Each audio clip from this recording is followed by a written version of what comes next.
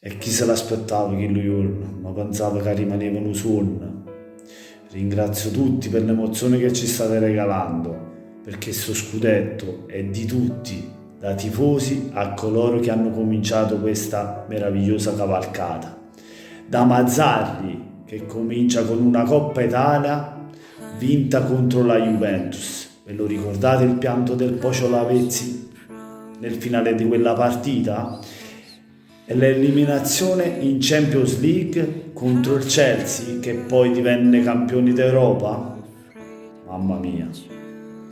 Dopo Benitez, una Supercoppa Italia che mancava da 30 anni, sempre contro la Juventus ai calci di rigore, ve la ricordate?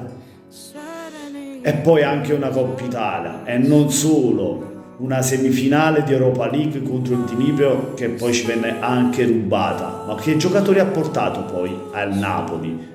Giocatori come Koulibaly, Caleon ed Higuain.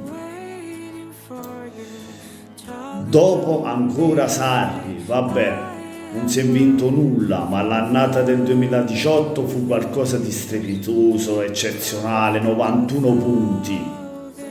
E come si giocava? Dopo Ancelotti, vabbè, non aveva i giocatori che facevano per lui. Ci ha provato, ma gli è andata male. Dopo ancora Gattuso, anche lui ha vinto una Coppa Italia, riesce a risollevare una squadra, quella squadra di Ancelotti, e riportarla in Europa, non Champions League, ma ci è andato molto vicino, visto come era ridotta la squadra. E per ultimo lui, chi se lo aspettava? Luciano Spalletti, che nel primo anno ha fatto molto bene e ci ha fatto sperare in quello scudetto. Dopo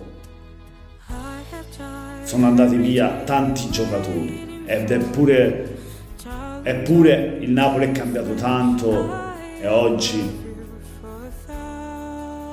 siamo vicino a chi lui vuole buono.